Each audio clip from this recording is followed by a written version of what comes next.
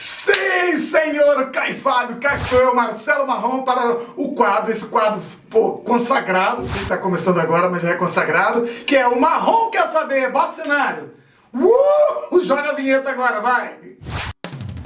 O Marrom Quer Saber! Pois é, Caifábio. O Marrom Quer Saber de hoje é o seguinte. Há muito tempo atrás, eu morava lá em Macaé, fui frequentando uma igreja batista lá. Aí eu ouvi uma terrível história de um pastor que tinha cometido um pecado contra o Espírito Santo.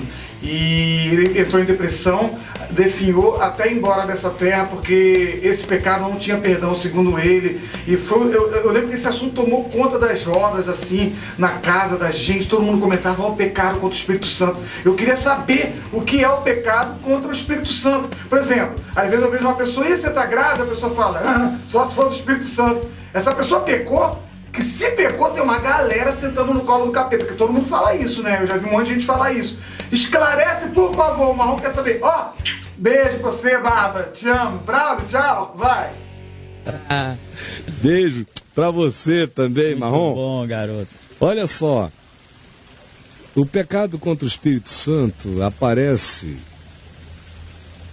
exclusivamente na fala de Jesus. Que conversa, que fala, que contexto foi esse? Foi quando Jesus curou um homem que lhe foi trazido, que era possesso de um espírito maligno, e ao mesmo tempo ele apresentava um sintoma.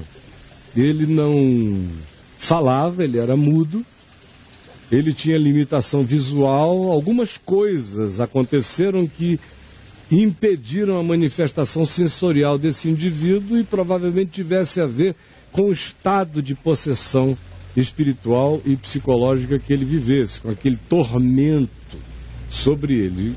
Trouxeram o homem a Jesus e Jesus expulsou o demônio e o homem ficou curado, restabelecido de todos os seus sentidos. As multidões se maravilharam, que coisa linda. Mas os religiosos... Pecado contra o Espírito Santo é uma coisa que quem vive nesse grupo de risco são os religiosos. Não é a moçada do bar, do beco, da boca, não. São os religiosos. Por quê? Vieram os religiosos e disseram, ele aí, não fiquem maravilhados com ele não expulsa demônios pelo poder de Deus. Esse homem não é de Deus. Não tem nada a ver com Deus, não anda com a gente, não serve no templo, não está envolvido com a religião. Vocês não veem que ele não é de Deus? Que ele tenta destruir tudo que o nosso sistema põe. Esse indivíduo faz milagres, nós não podemos negar, mas ele os realiza pelo poder do maioral dos demônios, por Belzebu. Ora, os caras que falaram isso para Jesus sabiam, obviamente, que Jesus não tinha nada a ver com nenhum Belzebu. Sabiam que Jesus andava com sinceridade, integridade e verdade e que o que dele procedia era de Deus. Por que eles disseram isso? Porque a religião não quer saber da verdade, a religião quer saber de poder. Poder. Não importa se quem chegou é absolutamente de Deus, falando coisa com coisa, demonstrando e vazando bem, graça, amor, misericórdia, acolhimento para os outros. Se isto relativizar o poder da religião, não importa a qualidade do indivíduo que esteja fazendo coisas boas. Imediatamente a religião tratará isso como um concorrente. Você lembra da ressurreição de Lázaro, lá no Evangelho de João, no capítulo 11? Quando Jesus traz o cara que está podre há 4 dias, cheirando mal, da tumba e o traz revivido, ressuscitado à existência, para comer e beber com todos e continuar sua vida. Isso gerou uma perplexidade no Sinédrio, no Knesset da época, lá em Jerusalém. Eles se reuniram e disseram o seguinte: ele fez um sinal, esse Jesus, que a gente não pode negar. O cara estava podre e ele o tirou dos mortos. Se nós não fizermos nada com ele, o povo, o mundo inteiro vai segui-lo. E os romanos vão dizer, bom, o eixo do poder mudou. Das autoridades do templo, dos religiosos que controlam o país junto com os nossos prepostos, mudou o eixo para um indivíduo, para o povo. E eles vão chamar Jesus para darem a Jesus a representação oficial deles aqui, porque a afluência do povo todo é para ele. E ele faz coisas inegavelmente extraordinárias. Então o que a gente vai fazer? Vamos matá-lo. Vamos matá-lo. A questão não é se é de Deus ou não é de Deus. A questão é, ofende a religião ou não ofende a religião? Se ofender a religião, ela mata Deus, ela mata Lázaro, ela mata qualquer um. Ela chama o santo de diabo, de demônio, de Belzebu. E não faz isso, como você diz, como o pessoalzinho na brincadeira que diz, eu estou grávida só se for do Espírito Santo, porque não transei com ninguém. Não, isso é só uma expressão tola. Como alguém contar uma anedota, eu já vi tanta gente com horror, desesperado, dizendo assim, eu acho que antes de eu me converter, eu pequei contra o Espírito Santo, porque eu contava umas anedotas e às vezes envolvia a expressão Espírito Santo.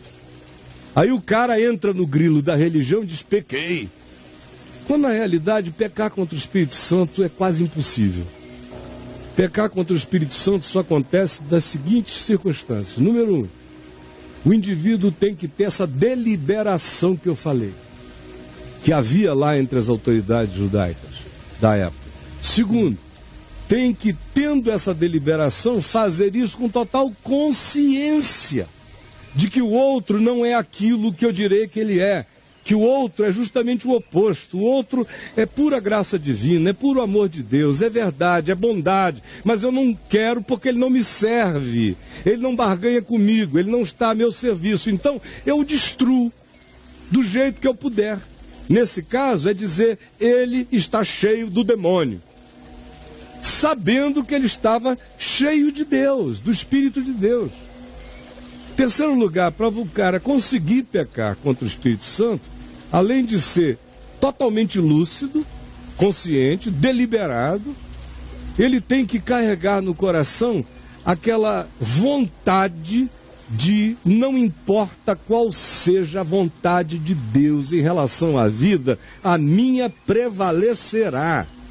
Ainda que eu tenha que chamar, que atribuir, que dizer, que determinar, que o que de melhor possa haver, seja, todavia, por minha palavra, por minha deliberação, por minha vontade, por meu interesse desconstruído, e eu atribua a essa desconstrução a razão de que aquilo que é tão divino seja os meus sentidos, que não são os meus sentidos, são apenas as minhas deliberações, eu atribuo a isso uma obra do diabo.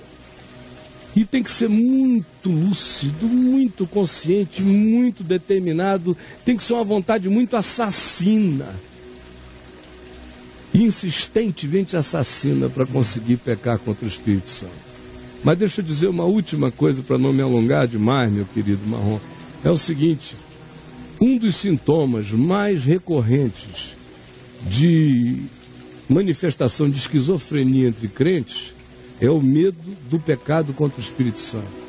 Se o cara já tem uma tendência à esquizofrenia, ou se já vive um quadro esquizofrênico e entra para a religião, ou se inicia o processo de esquizofrenização num ambiente carregado de religiosidade fanática e peremptória, quase 90% das vezes, 80% das vezes, a esquizofrenia dele vai ficar fixada no tema, seja a esquizofrenia, seja a psicose, seja o que for. A disfunção mental se focará no tema pecado contra o Espírito Santo. Tendo pessoas que vêm com esse histórico e esquizofrênicas, quase todas chegam nesse desespero de dizer, eu não tenho perdão, eu pequei contra o Espírito Santo, eu pequei, e as coitadinhas são só doentes, aflitos de alma, não pecaram contra ninguém, só estão precisando de ajuda, mas a religião não toca nesse assunto. Quantas vezes você viu isso ser explicado? Não se explica. O que parece que a liderança gosta é de deixar isso como uma foice passando na cabeça das pessoas. O cara está sempre com medo de ter pecado contra o Espírito Santo. E enquanto ele fica com medo dessa foice, Ele vai se deixando controlar por aqueles que só se interessam por poder. Mas não tem absolutamente nada a ver com a brincadeira de alguém, com a tolice que alguém falou, com uma piada disso, com uma irreflexão, ou mesmo com aquela brincadeirinha que tem a ver exclusivamente com a graça de quem não está nem pensando em Deus quando falou alguma coisa dessa. E ainda que pensasse, tem que ter aquela consistência de perversidade, tem que ter aquele carnegão que só o compromisso com a religião e com a fome do poder que ela pode dar a alguém e o indivíduo quer se apropriar, só com esse tipo de insistência deliberada, com todos os testemunhos no coração, dando certeza a ele de que não é aquilo, e o cara todavia se põe naquele curso contra aquela graça, contra o amor, contra a verdade de Deus, não porque ele acha que não é verdade, é porque ele decidiu que não será assim. E ainda que seja de Deus, ele diz, eu vou atropelar. Pecado contra o Espírito Santo, portanto, como eu disse no início, é algo que só entra nesse grupo de riscos presunçosos, que ficam acima de Deus. São satanases, são lúcifers, que dizem, eu subirei e ficarei acima do Altíssimo, e determinam o que é de Deus e o que não é de Deus. Para esses, Deus não existe. Eles são os deuses dessas determinações. E eles não estão interessados no que é bom. Eles estão interessados no que mantém o poder, que eles usam em nome de Deus contra o próximo. De modo que quem mais pode pecar contra o Espírito Santo é quem usa o nome de Deus para arrebentar os outros com consciência deliberada acerca do que está fazendo.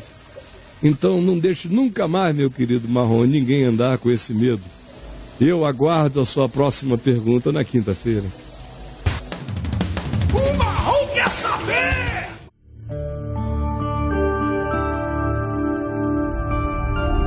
VNV TV, o canal é você.